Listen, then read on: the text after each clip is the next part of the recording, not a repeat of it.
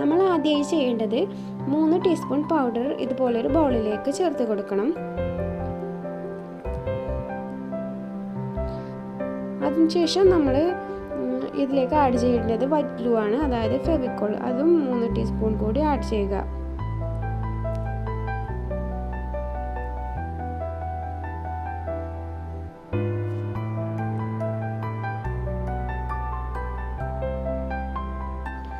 എന്നിട്ട് ആവശ്യത്തിന് വെള്ളം വെച്ച് കൊടുക്കണം. വെള്ളം കൂടിപ്പോകരുത്. ഞാനിവിടെ 2 ടീസ്പൂൺ വെള്ളമാണ് ചേർക്കുന്നത്. എന്നിട്ട് ഇത് നല്ലപോലെ മിക്സ് ചെയ്തെടുക്കുക. നന്നായി മിക്സ് ചെയ്തെടുക്കണം.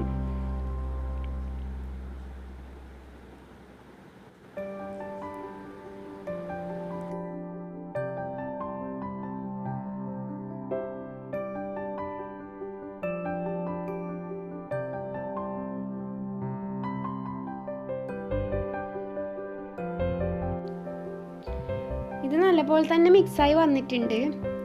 ഈ പരുവാണ് നമുക്ക് വേണ്ടത്. ഈ മിക്സ് നമുക്ക് ഇതുപോലെയുള്ള ചെറിയ ചെറിയ ബൗളിലേക്ക് മാറ്റാം. ഇത് തന്നെയാണ് നമ്മൾ വൈറ്റ് കളറായിട്ട് യൂസ് ചെയ്യുന്നത്. അപ്പോൾ ഇത് ഉപയോഗിച്ചിട്ട് നമുക്ക് എങ്ങനെ മറ്റ് കളറുകൾ ഉണ്ടാക്കിയെടുക്കാമെന്ന് നോക്കാം.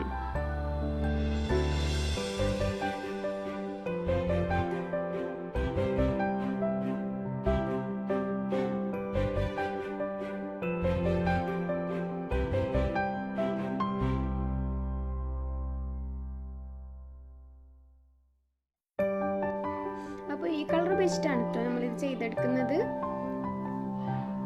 അപ്പോൾ ഞാൻ നിങ്ങൾക്ക് ഇതിൻ്റെ ഗ്രീൻ കളർ എങ്ങനെ ഉണ്ടാക്കിയെടുക്കുന്നതെന്ന് കാണിച്ചു തരാം. അപ്പോൾ ഇതുപോലൊരു സ്കെച്ച് എടുത്ത ശേഷം അതിൻ്റെ ബാക്കിലത്തെ അടപ്പ് മാറ്റുക. എന്നിട്ട് അതിനകത്തുള്ള ആ സ്പോഞ്ച് ഉപയോഗിച്ചിട്ടാണ് ഇത് ചെയ്യുന്നത്. എന്നിട്ട് അതിൻ്റെ ആ കളർ ഇങ്ങനെ ഇതിലേക്ക് ഒഴിച്ചു കൊടുക്കുകയാണ് ചെയ്യുന്നത്. പക്ഷെ ഞാൻ ഓൾറെഡി ഇതിൻ്റെ ഗ്രീൻ കളർ ചെയ്തെടുത്തത് കൊണ്ട് ഇതിൻ്റെ സ്പോഞ്ച് അങ്ങനെ തന്നെ ഇതിലേക്ക് ഇട്ട ശേഷം ഞാൻ മിക്സ് ആക്കി കൊടുത്താണ് ഈ ഗ്രീൻ കളർ ഉണ്ടാക്കിയെടുത്തത്. അപ്പോൾ നിങ്ങൾക്ക് ഇതിൻ്റെ എല്ലാ കളറും ഇത് ഉപയോഗിച്ച് നല്ല പെർഫെക്റ്റായി തന്നെ ഉണ്ടാക്കിയെടുക്കാൻ പറ്റും. ഇനി ഞാനൊരു വേറൊരു മെത്തേഡ് ഉപയോഗിച്ചിട്ട് എങ്ങനെ നമുക്ക് ആക്രിലിക് പെയിൻറ് ഉണ്ടാക്കിയെടുക്കാമെന്ന് കാണിച്ചു തരുന്നത്. അപ്പോൾ നമുക്ക് പിങ്ക് കളർ ചെയ്തെടുക്കാം. നമ്മുടെ കയ്യിലുള്ള സ്ട്രോബെറി സിറപ്പിൻ്റെ കുറച്ച് ഡ്രോപ്സ് ഇതിലേക്ക് ഒഴിച്ചു കൊടുത്തിട്ടാണ് നമ്മൾ ഇതുപോലെ പിങ്ക് കളർ തയ്യാറാക്കിയെടുക്കുന്നത്.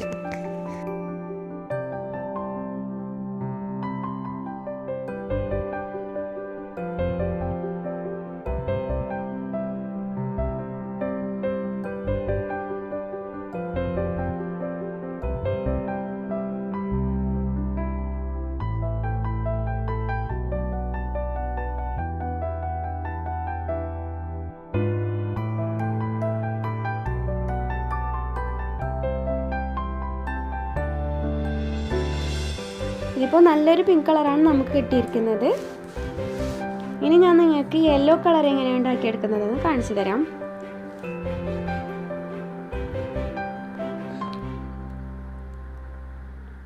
അതിനിതുപോലെ വൈറ്റ് ഷെയ്ഡിലേക്ക് നമ്മുടെ മഞ്ഞൾപ്പൊടി കുറച്ച് ആഡ് ചെയ്ത് കൊടുക്കും. എന്നിട്ട് നന്നായി മിക്സ് ചെയ്യുക. ഇപ്പോൾ നല്ലപോലെ ഒരു യെല്ലോ കളർ നമുക്ക് കിട്ടിയിട്ടുണ്ട്.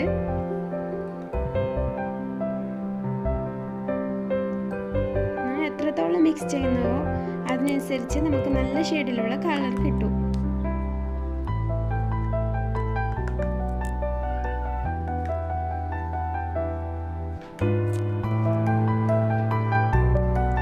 ഇനി ഞാൻ നിങ്ങൾക്ക് വേറെ ഷെയ്ഡിലുള്ള കളർ കാണിച്ചു തരാം.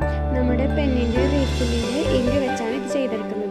അതിൻ്റെ ഇങ്ക് നമ്മൾ ഇതുപോലെ ഈ മിക്സിലേക്ക് ഒന്ന് ഇതുപോലെ ചെയ്ത് കൊടുക്കുക. അപ്പോൾ നമുക്ക് ഇതുപോലുള്ളൊരു കളറായിരിക്കും കിട്ടുക. നന്നായി മിക്സ് ചെയ്ത ശേഷം ഇതുപോലൊരു നല്ലൊരു കളർ നമുക്ക് കിട്ടും.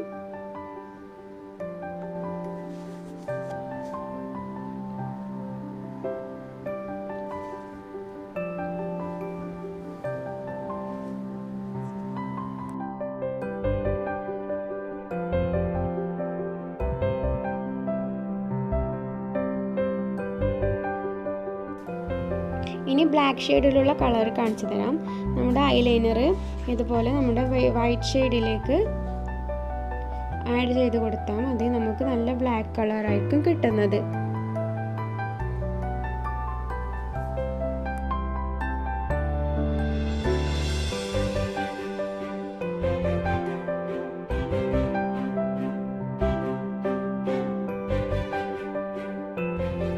ബ്ലാക്ക് കളറും നല്ല പെർഫെക്റ്റ് ആയിട്ട് തന്നെ നമുക്ക് കിട്ടിയിട്ടുണ്ട്.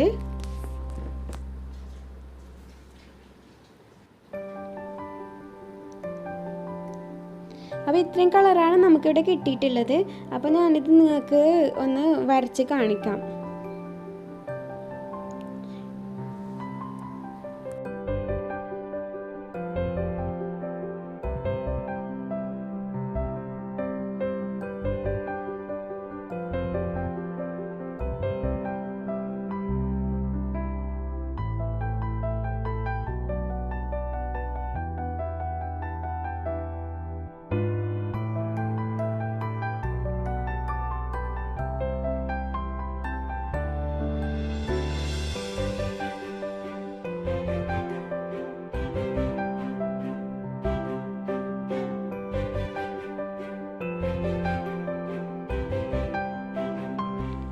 ഞാനിവിടെ ഇതാ റെഡ് കളർ കൂടി ഉണ്ടാക്കിയിട്ടുണ്ട്. ഇത് സ്കെച്ച് വെച്ചിട്ട് ചെയ്തതാണ്.